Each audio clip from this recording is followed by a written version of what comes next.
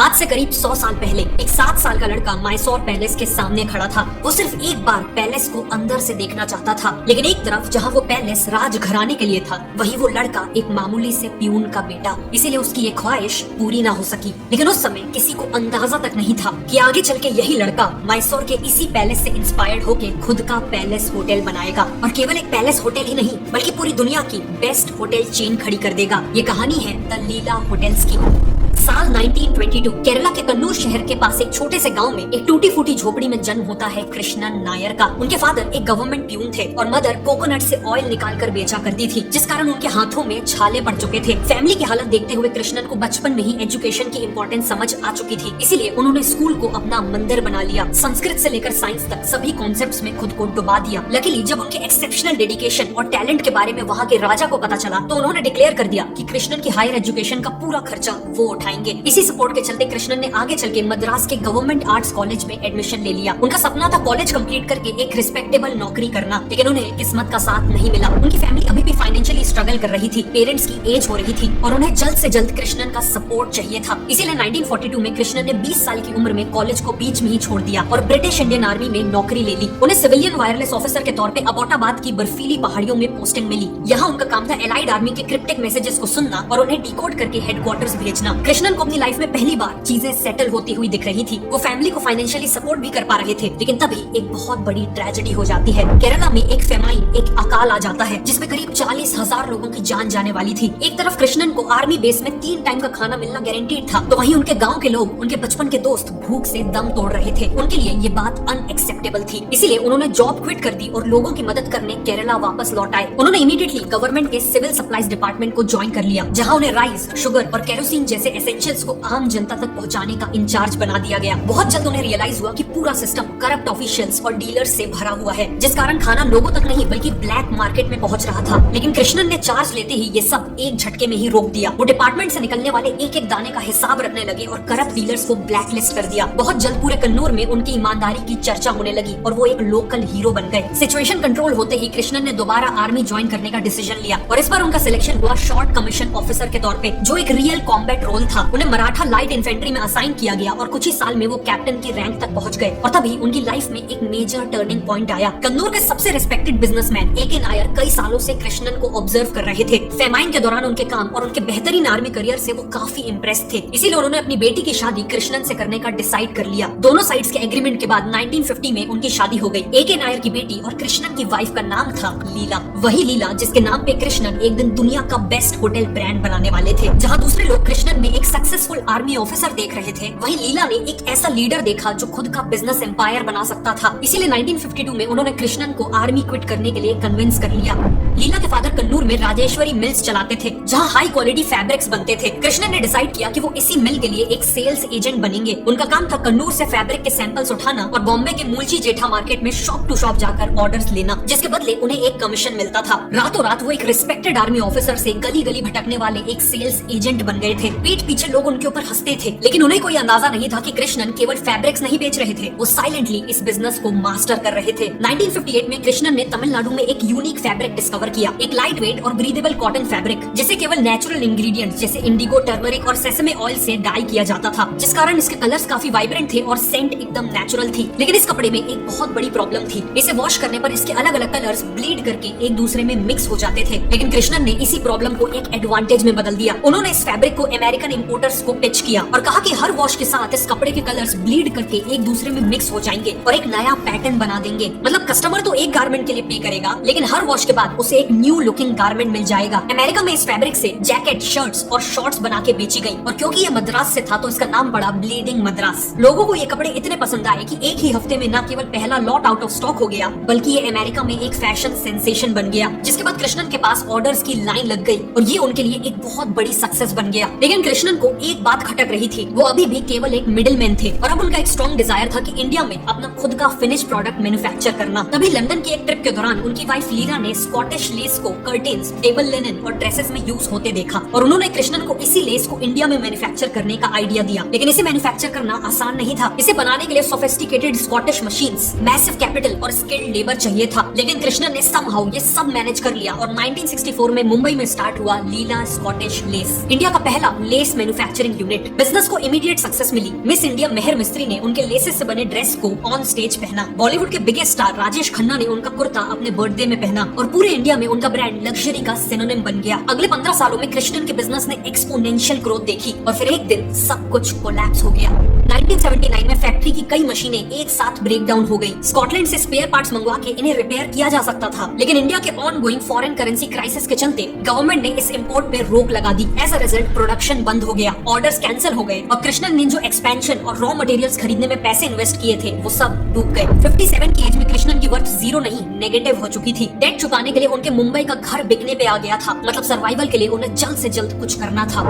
Luckily इसी दौरान उन्हें एक फ्लाइट में राजेंद्र सिंह मिल गए। राजेंद्र एक बिजनेसमैन थे जो अमेरिकन ब्रांड्स के लिए इंडिया में रेडीमेड गारमेंट्स की मैन्युफैक्चरिंग सेटअप करना चाहते थे। उस समय अमेरिकन फैशन में कैजुअल और कंफर्टेबल क्लोथिंग का ट्रेंड चल रहा था और उन्हें तलाश थी एक ऐसे इंडियन सप्लायर की जो ऐसे ही कपड़े बना सके। उनके क्लाइंट्स 2 हफ्तों के अंदर अंदर सैंपल्स देखने इंडिया आने वाले थे। इसीलिए उन्होंने कृष्णन को ऑफर किया कि अगर वो तब तक उनकी रिक्वायरमेंट्स के अकॉर्डिंग सैंपल्स रेडी कर लेते हैं तो वो उन्हें एक्सक्लूसिव ऑर्डर्स दिलवा देंगे। कृष्णन तुरंत काम पे लग गए। उन्होंने कुछ पैसे अरेंज किए और बंद होती हुई एक फैक्ट्री से इंपोर्टेड सुइंग मशीन सस्ते दाम में खरीद ली और अपनी बंद हो चुकी फैक्ट्री में ही एक छोटा सा सेटअप किया। लेकिन यहाँ कृष्णन का असली मास्टर स्ट्रोक था उनका फैब्रिक का सिलेक्शन। अमेरिकन मार्केट की रिक्वायरमेंट्स को समझते हुए उन्होंने सैंपल्स बनाने के लिए चुना चीज क्लॉथ को, एक ऐसा सॉफ्ट और एयरी फैब्रिक जो कैजुअल वियर के लिए परफेक्ट था, लेकिन साथ ही ये बेहद वर्सेटाइल था। इसे इसके नेचुरल ऑफ व्हाइट कलर में यूज किया जा सकता था या फिर किसी भी कलर में डाई किया जा सकता था या फिर स्ट्राइप्स या चेक पैटर्न में भी वीव किया जा सकता था। कृष्णन ने फैब्रिक सोर्स किया, दिन रात मशीनों को काम पे लगाया और टाइम रहते सैंपल्स रेडी कर लिए। जब क्लाइंट ने सैंपल्स को देखा तो वो डिलाइटेड थे। उन्होंने इस नई क्लोथिंग को नाम दिया निर्वाणा और कृष्णन को फाइनली एक्सक्लूसिव ऑर्डर्स मिल गए। अगले 12 महीनों में कृष्णन ने न केवल अपने सारे लोन्स चुका दिए बल्कि प्रॉफिटेबल भी बन गए। अगले कुछ सालों में वो कई और अमेरिकन ब्रांड्स जैसे लिस क्लेबोर्न, कैल्विन क्लेन और जॉर्डेक के लिए भी गारमेंट्स बनाने लगे। ग्रोथ इतनी तेज हुई कि 1980s तक लीला स्कॉटिश लेस यूएस को रेडीमेड गारमेंट सप्लाई करने वाला इंडिया का लार्जेस्ट एक्सपोर्टर बन गया।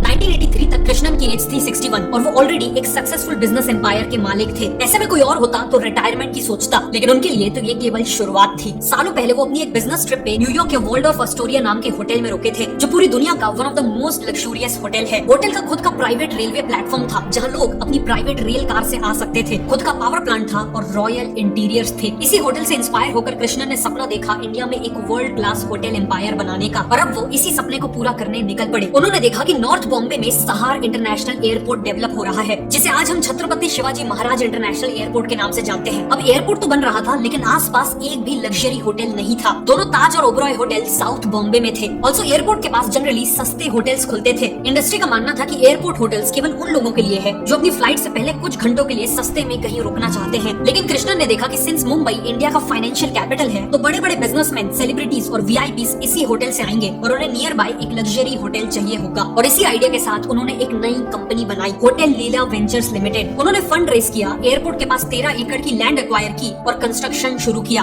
250 कमरों का यह होटल मैसिव ग्रीन गार्डन्स के बीचों बीच बनने वाला था और लग्जरियस इंटीरियर्स बनाने के लिए London based interior designer Frank solano को हायर किया गया था। काम इतनी तेजी से हुआ कि एक ही साल में 4 फ्लोर्स कंस्ट्रक्ट हो चुके थे कि तभी कहानी में एक ट्विस्ट आता है। इंडियन एक्सप्रेस के फ्रंट पेज में खबर छपती है ये क्लेम करते हुए कि लीला होटल के कंस्ट्रक्शन के लिए 19 रूल्स को तोड़ा जा रहा था और ये होटल अपनी ज्यादा हाइट के कारण फ्लाइट्स के पाथ को इंटरफियर करेगा। खबर छपने के बाद ऑपोजिशन लीडर्स ने ऑब्जेक्ट किया, कंस्ट्रक्शन रुकवा दिया गया और एक इंक्वायरी बैठ गई। महीनों तक कंस्ट्रक्शन रुका रहा और प्रोजेक्ट का कॉस्ट बढ़ता चला गया। कृष्णन हार्ट ब्रोकन थे क्योंकि उन्हें पता था कि प्रोजेक्ट ने कोई रूल्स नहीं तोड़े हैं। फाइनली पीएम राजीव गांधी ने खुद एक ऑफिशियल को साइट इंस्पेक्शन में भेजा जिसमें पता चला कि सारे एलिगेशंस कंप्लीटली बेसलेस हैं और इसी के बाद फाइनली कंस्ट्रक्शन रिज्यूम हुआ। 12 अक्टूबर 1986 को वो दिन आया। द लीला मुंबई ने गेस्ट के लिए अपने दरवाजों को खोला। ये केवल एक एयरपोर्ट होटल नहीं था, ये एक महल था। मार्बल फ्लोर्स, क्रिस्टल शैंडलियर्स और हर कोने में एक्सपेंसिव आर्ट पीसेस थे। स्टाफ को ऐसी ट्रेनिंग मिली थी कि वो गेस्ट की नीड्स को उनके बोलने से पहले ही एंटिसिपेट कर लें। जैसे एक बार होटल के गार्डनर ने कुछ नोटिस किया, एक गेस्ट गार्डन में गिरे हुए प्लमेरिया फ्लावर्स को उठा रहे थे। अगले दिन जब वो गेस्ट नीचे आए तो स्टाफ ने उन्हें प्लमेरिया फ्लावर से भरा हुआ पूरा बोल गिफ्ट किया, जिस कारण वो गेस्ट डिलाइटेड फील करने लगे और लाइफ टाइम के लिए लीला के कस्टमर बन गए। लीला मुंबई का सबसे बड़ा एडवांटेज था कि ज्यादातर इंटरनेशनल फ्लाइट्स का अराइवल और डिपार्चर टाइम रात 12 बजे के अराउंड था। मतलब इंडिया से बाहर जाने वाले ट्रैवलर्स फ्लाइट लेने के लिए रात के 10-11 बजे ही लीला से चेकआउट कर देते थे, जबकि रियल चेकआउट टाइम तो अगले दिन दोपहर में था।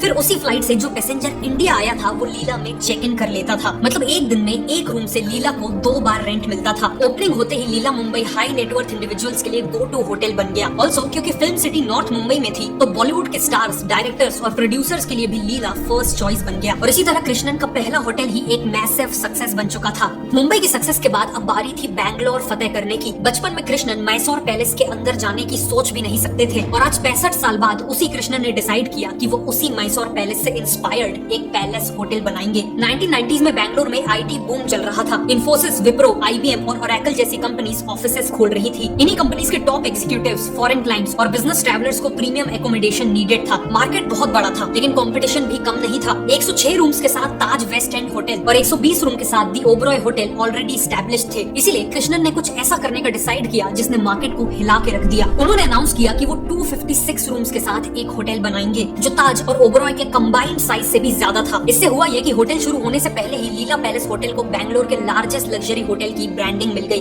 विजन तो अच्छा था लेकिन एग्जीक्यूशन के दौरान कुछ ऐसा हुआ जिसने पूरी कंपनी को मुसीबत में डाल दिया। इतने कॉम्प्लिकेटेड प्रोजेक्ट होने के कारण कंस्ट्रक्शन डिले होता गया और इसे फंड करने के लिए जो डेट लिया था उसे वापस लौटाने का टाइम आ गया। एग्जिस्टिंग होटल्स की इनकम इतनी नहीं थी कि उससे ये लोन चुकाया जा सके। मतलब कंपनी एसेंशियली बैंकरप्ट हो चुकी थी। ये प्रोजेक्ट इतना बड़ा और कॉम्प्लिकेटेड था कि इसे ट्रैक करना ऑलमोस्ट इम्पॉसिबल हो गया और ये एक मेन कारण बना जिसके कारण टाइमलाइंस पुश होती चली गई। इनफैक्ट ज्यादातर Indian businessman same problem face करते हैं। उनके पास टास्क असाइन करने का और प्रोग्रेस ट्रैक करने का कोई प्रॉपर सिस्टम ही नहीं होता, जिस कारण टीम को एक्जैक्टली पता ही नहीं होता कि किसे क्या करना है और कब तक करना है। और बिजनेस ओनर को हर छोटी छोटी चीज के लिए अलग अलग लोगों से फॉलो अप करना पड़ता है। जब क्लैरिटी नहीं होती तो डेडलाइन मिस होती है और प्रोडक्टिविटी भी कम होती है। इसी प्रॉब्लम को सॉल्व करता है ओडू का प्रोजेक्ट ऐप, जिसमें आप और आपकी पूरी टीम एक ही प्लेटफॉर्म पे होती है। आपके बिजनेस का हर प्रोजेक्ट यहाँ एक जगह दिखता है। हर प्रोजेक्ट को ट्रैक करने के लिए यहाँ अलग अलग स्टेजेस होती है, जैसे न्यू, इन प्रोग्रेस, रिव्यू या कंप्लीटेड। इन स्टेजेस को भी आप अपने काम के अकॉर्डिंग कस्टमाइज कर सकते हो। हर प्रोजेक्ट के अंदर आप टास्क क्रिएट करते हो और हर टास्क को एक डेडलाइन के साथ एक स्पेसिफिक टीम मेंबर को असाइन करते हो। जैसे जैसे काम आगे बढ़ता है आपकी टीम प्रोग्रेस अपडेट करती रहती है। मतलब अब अपडेट के लिए किसी को बार बार कॉल करने की जरूरत नहीं है। सिंपली प्रोजेक्ट ऐप खोलो और जवाब सामने होगा। ऑल्सो प्रोजेक्ट्स को मैनेज करने के लिए 3 अलग अलग व्यूज अवेलेबल हैं। kanban व्यू में टास्क स्टिकी नोट्स की तरह दिखते हैं। टाइमलाइन व्यू में हर टास्क, हर डेडलाइन एक क्लीन टाइमलाइन पे दिखती है और लिस्ट व्यू में सब कुछ एक सिंपल टेबल में होता है। साथ में ये ऐप आपकी टीम के वर्किंग आवर्स को भी ऑटोमेटिकली ट्रैक करता है बिल्ट इन टाइम शीट्स के थ्रू। ओडू का फर्स्ट ऐप लाइफ टाइम के लिए फ्री है। कंपनी को बैंकरप्सी से बचाने के लिए कृष्णन ने अपनी सालों तक डेवलप की सेल्स स्किल्स का यूज किया। उन्होंने HDFC बैंक के चेयरमैन दीपक पारेख के साथ एक मीटिंग अरेंज की और बैंगलोर प्रोजेक्ट के विजन को कॉन्फिडेंस के साथ पिच किया। दीपक पारेख कन्विंस हो गए और उन्होंने इमरजेंसी फंडिंग को मंजूरी दे दी। लेकिन ये फंडिंग इतनी नहीं थी कि पूरे होटल को कंप्लीट किया जा सके। इसीलिए कृष्णन ने इस होटल को फेजेस में बनाया। फेज 1 में वेस्ट विंग बना, मतलब पहले केवल 90 रूम्स, लॉबी और सिट्रस रेस्टोरेंट बना और उसे गेस्ट के लिए खोल दिया गया, जिससे रेवेन्यू आना शुरू हो गया। ऐसे ही एक एक करके पूरा होटल फिनिश हुआ। जहाँ दूसरे होटल्स केवल लग्जरी ऑफर कर रहे थे, वहीं लीला पैलेस बैंगलोर रॉयल्टी ऑफर कर रहा था, क्योंकि ये केवल एक होटल नहीं बल्कि एक रियल पैलेस जैसा था। इसीलिए बहुत जल्दी बैंगलोर के लग्जरी होटल्स में अनडिस्प्यूटेड किंग बन गया और 90% ऑक्यूपेंसी रेट के साथ ये कंपनी के लिए एक कैश काउ बन गया था।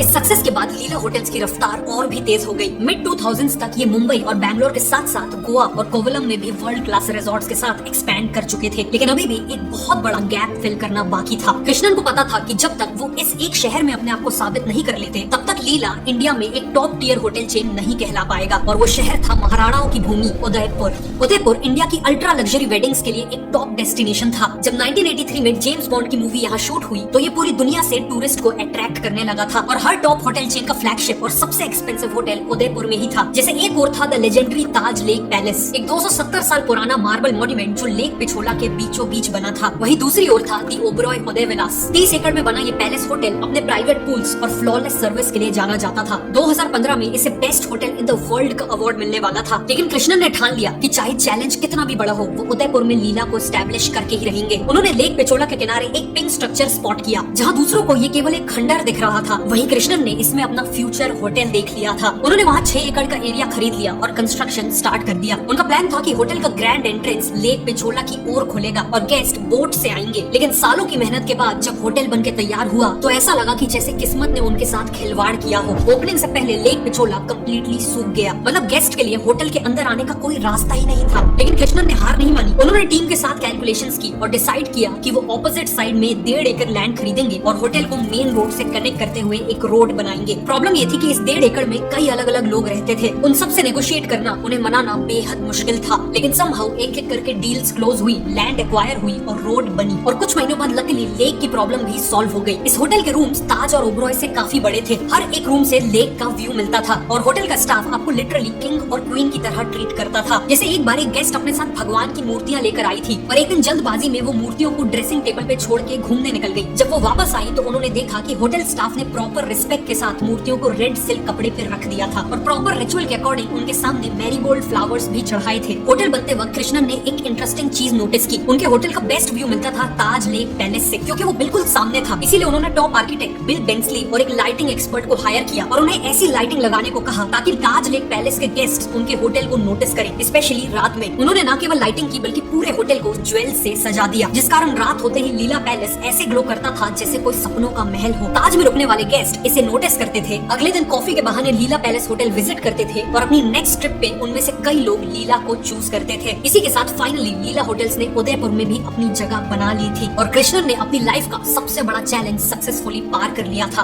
उनके अचीवमेंट्स को रिकॉग्नाइज करते हुए 2009 में international hotels and restaurant association ने उन्हें होटेलियर ऑफ द सेंचुरी के खिताब से नवाजा और 2010 में भारत सरकार ने उन्हें पद्म भूषण से सम्मानित किया। अगले कुछ सालों में गुड़गांव और दिल्ली में भी लीला ने अपने होटल्स खोले, लेकिन फिर आया 2014 जब 92 की उम्र में कृष्णन ने अपनी आखिरी सांसें ली, लेकिन पीछे छोड़ गए एक ऐसा होटल ब्रांड जिसने उन्हें हमेशा के लिए अमर कर दिया। उनके जाने के बाद उनके होटल एम्पायर ने फाइनेंशियली कई अप्स एंड डाउन्स देखे, कई होटल्स की ओनरशिप भी चेंज हुई, लेकिन क्वालिटी और सर्विस हमेशा टॉप नॉच रही। 2019 में ट्रेवल प्लस लेजर ने लीला पैलेस उदयपुर को best hotel in the world name किया। फिर 2020 और 2021 में 2 लगातार साल लीला पैलेस होटल्स एंड रिजॉर्ट्स को the best hotel brand in the world का रिकॉग्निशन मिला। इसका मतलब कि कन्नूर के गांव से एक हम्बल बैकग्राउंड से आए लड़के ने एक ऐसी होटल चेन बना दी थी जिसने हॉस्पिटैलिटी की दुनिया का ऑस्कर जीत लिया था। कैप्टन कृष्णन नायर का कहना था कि failure may be a comma but it is never a full stop. और इसी माइंडसेट के चलते कोई भी फेलियर, कितना भी बड़ा फेलियर, उन्हें कभी आगे बढ़ने से नहीं रोक पाया। ये थी कहानी द लीला होटल्स की।